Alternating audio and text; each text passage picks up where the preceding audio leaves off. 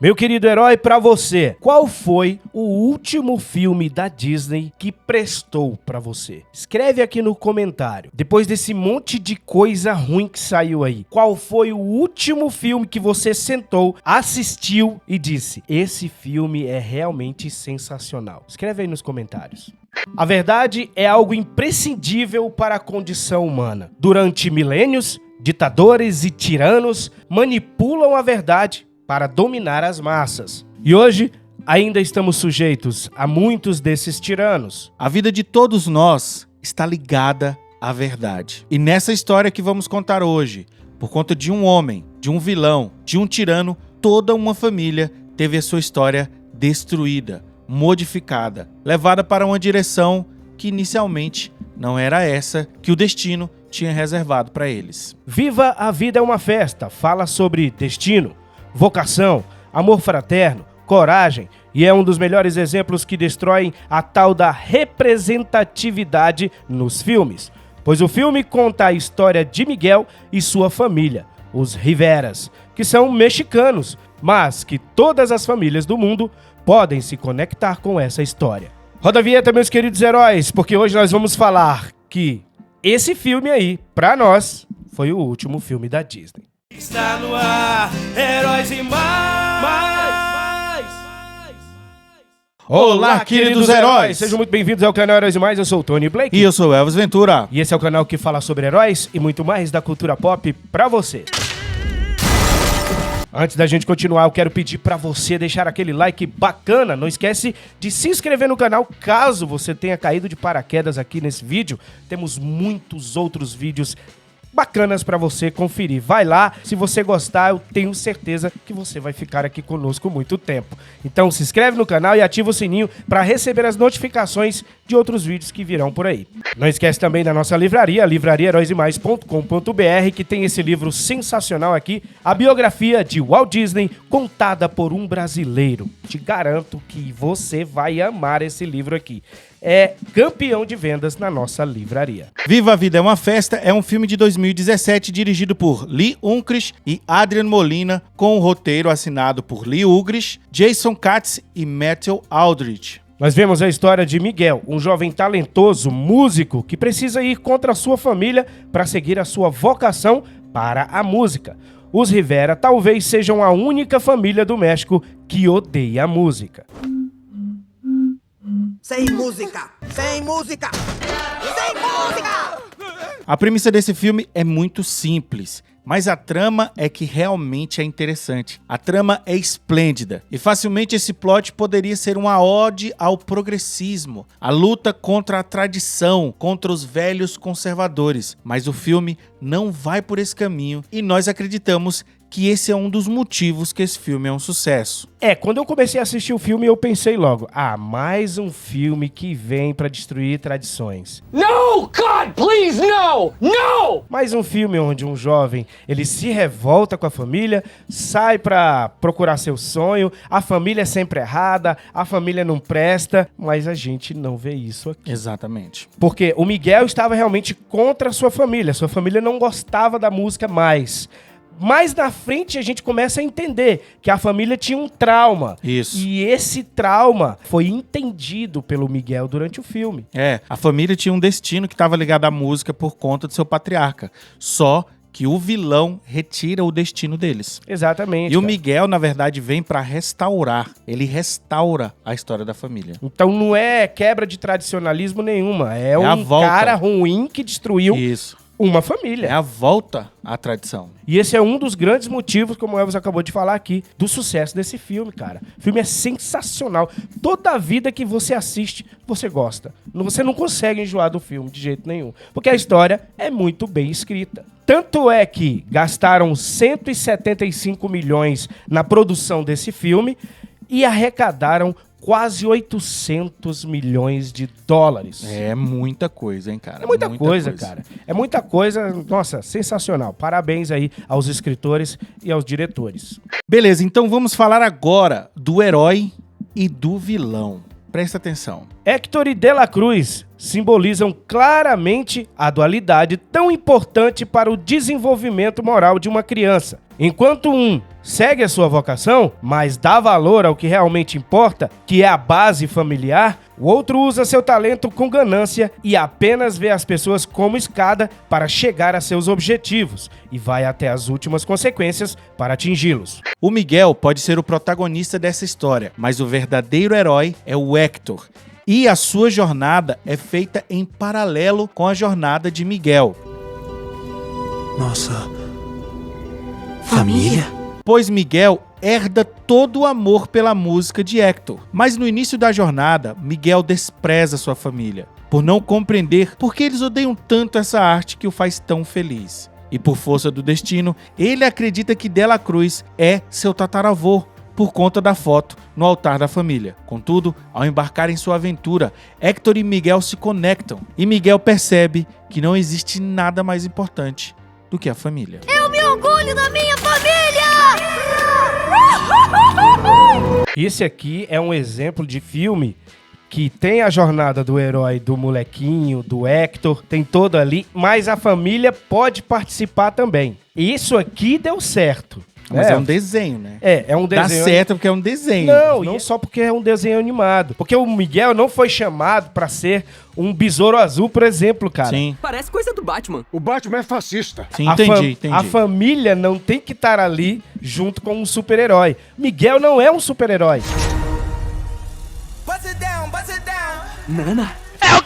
Ele não tá enfrentando um vilão super vilão, poderosíssimo que vai destruir uma cidade ou um mundo. E outra coisa, a maioria da história se passa no mundo dos mortos. E o Miguel precisa da bênção da família para voltar ao mundo dos vivos, porque ele não está morto. O único jeito de desfazer isso é conseguir que a família te abençoe. Só isso? O filme tem várias mensagens morais. Entre uma delas é: não roube. Não roube. Porque o Miguel recebe a punição de ir pro mundo dos mortos porque ele rouba num dia sagrado. No Dia de los Muertos, presenteamos os mortos. E você afanou deles. Que aqui no Brasil nós conhecemos como Dia de Finados. Lá é o Dia de los Muertos. É a mesma coisa, né? Dia do finado. É. Aqui é dia 2 de... Que é um em espanhol, né? Jonas Bressan. Jonas Bressan. Falando em Jonas Bressan, olha o método B-Way aí, sensacional pra você. Não poderíamos deixar de lembrar você. Ainda não está fazendo inglês? Olha isso. Se você já tentou de tudo para dominar o inglês, mas sente que não consegue sair do lugar, tá na hora de conhecer o método B-Way, um método que te ajuda a falar inglês sem medo de travar. Faça como milhares de alunos que já alcançaram a fluência no inglês com a B-Way. Existe uma diferença de pessoas que aprendem inglês de verdade e outras que ficam pelo caminho. Saiba que diferença é essa com a B-Way. Aprenda inglês de forma correta com o professor Jonas Bressan. O link do curso está na descrição do vídeo e no comentário fixado. B-Way é imperdível. Vamos falar agora, meus queridos heróis, sobre a maneira como eles representaram a cultura aqui nesse filme, de uma forma muito orgânica. Ao assistir o filme, você vai conseguir facilmente entender uma parte da cultura mexicana, com a mística do Dia de los Muertos, comemorado no dia 2 de novembro. Aqui no Brasil, como já falamos, é o Dia de Finados, principalmente para aqueles de fé católica. Contudo, no México há toda uma festa e preparativos para esse dia, e foi bem representada pelo filme. A mágica da arte de contar história fez com que essa festa se tornasse uma jornada de autoconhecimento e justiça, pois Miguel consegue consertar toda a história de sua família que foi sequestrada por um tirano que usurpou a verdade. Esse é o ponto principal desse filme. Miguel, ele restaura a história. Miguel, por conta do amor à música, ele consegue trazer justiça para o seu tataravô, que foi ostracizado pela família. Tanto é que ele não é lembrado no altar da família e ele não pode vir do mundo dos mortos para o mundo dos vivos ver seus familiares. E outro ponto sensacional é o cuidado que o filme passa aqui para que você tenha com os idosos, principalmente aqueles idosos que têm uma doença chamada Alzheimer. Isso é muito bem retratado aqui, né? Exato, cara. E ao assistir o filme, eu nunca tinha ouvido falar dessa festa, nunca tinha ouvido falar absolutamente nada sobre o Dia de los Muertos, mas facilmente entendia a cultura e eles conseguiram criar uma história extraordinária lá no mundo dos mortos com as pessoas que já morreram. Sim. Outro ponto importante é o que eles falaram sobre esquecimento. Se você não é lembrado no mundo dos vivos, você desaparece também no mundo dos mortos. Ei, o que houve? Ele foi esquecido. Quando nenhuma pessoa no mundo dos vivos se lembra de você, desaparece desse mundo. Isso traz aquela máxima, né? O que você tá fazendo aqui para as pessoas lembrarem de você? Você tá fazendo coisa boa? Você tá fazendo coisa ruim? Cara, a mensagem que esse filme passa nesse ponto aqui, talvez a mais importante de todas, né? O que você está fazendo para que os seus filhos lembrem de você?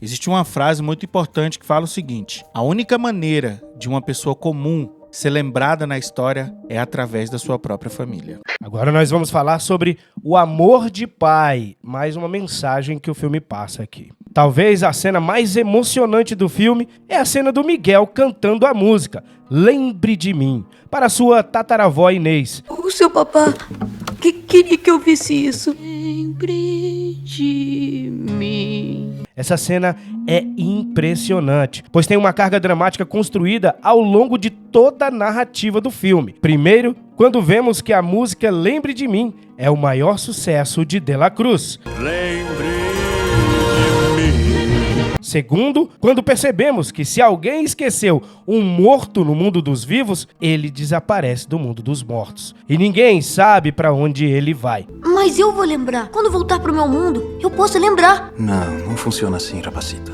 As lembranças têm que ser passadas por quem nos conheceu em vida, nas histórias que contam sobre nós. Terceiro, quando vemos que Hector é o verdadeiro compositor da música e a compôs para sua filha lembrar dele, quando estivesse sentindo saudades. Lembre de mim, hoje eu tenho que partir. Não importa a distância, nunca vou te esquecer. Lembre de mim. O quarto é quando vemos que Hector foi morto por De La Cruz, para este roubar as suas músicas. Eu moveria céus e terra por você, meu amigo. Mas eu senti uma dor no estômago. Pensei que fosse pela comida. Pode ter sido aquele chouriço, parceiro. Esse filme é uma aula de narrativas. Durante todo o filme, esta cena é trabalhada com todos esses ganchos que a gente acabou de descrever. Quando essa cena acontece, cara, é difícil você não chorar. Principalmente quem tem filha. Porque o Hector, ele só queria voltar ao mundo dos vivos para ver a sua filha. Porque ele já tinha aceitado que toda a sua família o odiava. Mas ele sabia que a filha dele o amava. Só que ela sofre de Alzheimer e não lembrava mais do pai. Não lembrava mais, né? É muito emocionante, pessoal, porque quando você assiste, você lembra de seus parentes. E se você tem um pouco de amor no coração, esse filme, ele não passa despercebido de jeito nenhum. Hector fez essa música para sua filha e não para o mundo. E quando Miguel canta, Inês, que sofria de Alzheimer, canta junto de seu tataraneto. Ele com seu triste canto te acompanhará. E lembra de seu pai e conta a verdadeira história para toda a sua família. E a verdade restaura e traz justiça à história do homem que amava a sua família, mas tinha sido morto por um vilão tirano e invejoso. Mais uma história fantástica, o último filme da Disney pra nós, meus queridos heróis. Infelizmente, histórias como essa deixaram de ser contadas há algum tempo. E não sei nem como, em 2017, esse filme saiu na Disney. Sabe por quê? Porque tem um protagonista masculino. Isso. Porque tem aí... Dois, né? Dois protagonistas masculinos. Porque tem uma mulher que erra. Exatamente. Né? A esposa do Hector. A esposa do Hector estava errada. Por conta da vingança, ela muda toda a história da própria família. Inclusive, ela também gostava de música. Exato. É um filme que fala sobre tradição. Exatamente. E preservar a tradição, hoje na Disney, é quase impossível você pensar isso. É mesmo, é?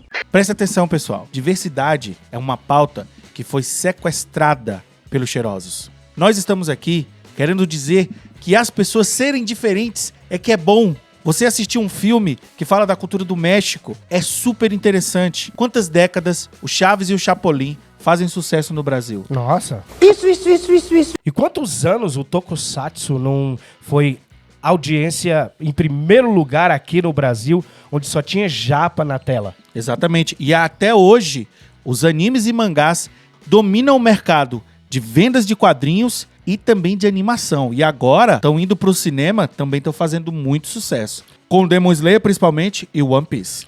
Viva, a Vida é uma Festa fala sobre uma cultura e fala sobre a tradição que tem inserido dentro dessa cultura. A cultura mexicana bem representada. Isso não é lacração. Talvez esse filme seja um dos filmes mais conservador dos últimos 20 anos da Disney. Deixa seu comentário, a sua inscrição. Esse foi mais um vídeo. Não esquece, você também é um herói. E você também é uma heroína. A gente se encontra no próximo. Tchau, tchau. Tchau. Está no ar, Heróis e Mais.